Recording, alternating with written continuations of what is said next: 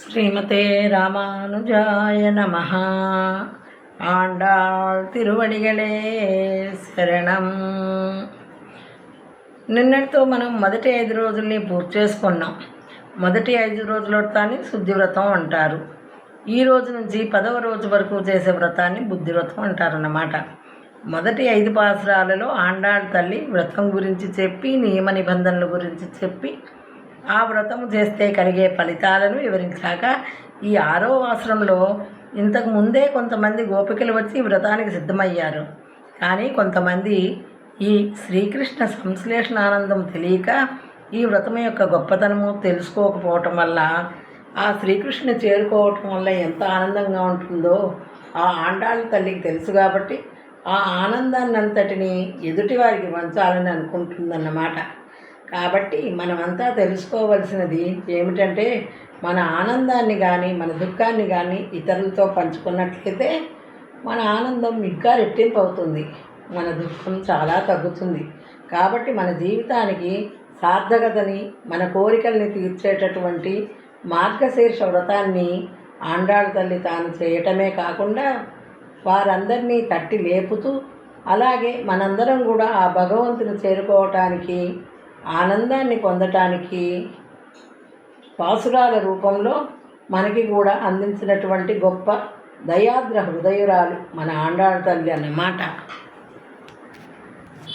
ఈరోజు పాసురం. புள்ளும் சிலம்பினகான் புள்ளரையின் கோயிலில் வெள்ளை விழிசங்கின் பேரரவம் கேட்டிலையோ, பிள்ளாய் எழுந்திராய் பேயுமுலை நஞ்சுண்டு கள்ளச்செகடம் கலக்களியக்காலோச்சி வெள்ளத்தரவில் துயில மருந்த வித்தினை உள்ளத்து கொண்டு முனிவருகளும் யோகிகளும் மெல்ல எழுந்து ஹரியன்ற பேரரவம் உள்ளம் புகுந்து కుళిర్ందు ఏలోరెంపవాయ్. పుళ్ళుం అంటే పక్షులు కూడా సిలంబినిగా కూయిచున్నవి కదా. పుల్లరయిన్ ఆ గరుడ వాహనుని యొక్క కోయిలిల్ ఆలయములో వెళ్ళి తెల్లనైన విలిశంగన్ అందరినీ ఆహ్వానిస్తున్నట్లు మ్రోగుతున్న ఆ శంఖము యొక్క పేరరవం పెద్ద శబ్దము కూడా కేటిలయో వినబడటం లేదా. పిల్లాయ్ ఓ పిల్ల, ఎలుందిరాయ్ లే అమ్మా. ఈ విధంగా ఆ గోపికను లేపుతూ వీళ్ళు ఏ విధంగా లేచారో కూడా ఇక్కడ చెప్తున్నారు.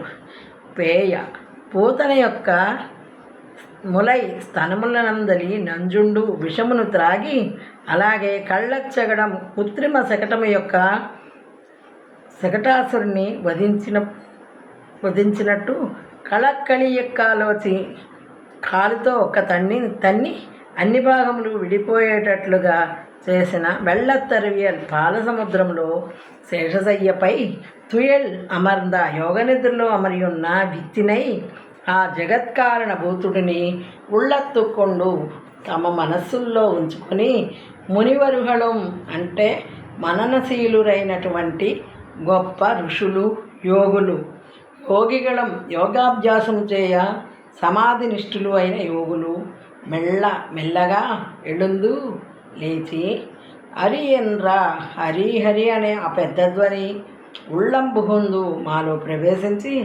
చల్లబరిచినది. ఏ లోరంబాబాయ్, ఈ విధంగా ఓ జనులారా మా వ్రతమై ఉన్నది, ఈ వ్రతమును మనసు పెట్టండి అని ఇందులోని ప్రతిపదార్థం. ఆహారాన్ని సంపాదించుకోవటం కోసం పక్షులన్నీ పొద్దున్నే లేచి కిలకిలా శబ్దాలు చేస్తూ వెళ్ళిపోతున్నాయి.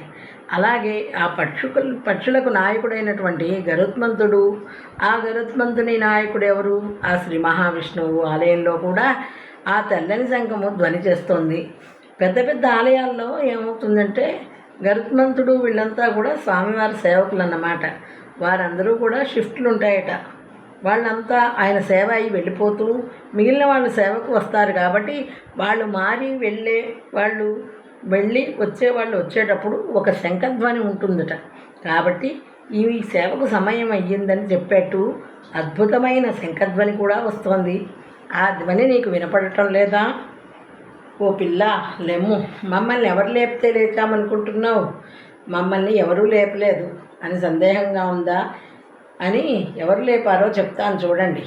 పూతన స్తనములలోని ఆ విషాన్ని ఆరగించినవాడు, ఆ పూతనని సంహరించినవాడు, అలాగే శకటాసుర భంజనం, ఆ శకటాసురుడిని అసురుడిని చంపటానికి వచ్చిన ఆ శకటాసురుణ్ణి అయి కాలు పెట్టి ఒక తన్ను తన్నితే ఆ సందులన్నీ విడిపోయాయట. ఆ విధంగా చేసినవాడు అలసట తీర్చుకోవటానికి ఏమో అన్నట్లు క్షీరసాగరంలో చల్లని మెత్తని సుకుమారమైన శేషశయ్యపై ఈ లోకాన్ని ఎలా రక్షించాలా అని ఆలోచిస్తూ భోగనిద్రలో ఉన్నటువంటి ఆ జగత్కారణ భూతుడు సర్వమంగళ ప్రదాత అయినటువంటి ఆ సర్వేశ్వరుడిని, ఆ శ్రీ మహావిష్ణువుని తమ హృదయాలలో పదిలపరుచుకొని మెల్లగా లేచుచున్న ఆ మునులు యోగులు హరి హరి అంటూ పెద్ద పెద్ద ధ్వని చేస్తూ ఉంటే ఆ ధ్వని మా హృదయాలలోకి వచ్చి నిద్రపోతున్న మమ్మల్ని మేల్కొల్పింది.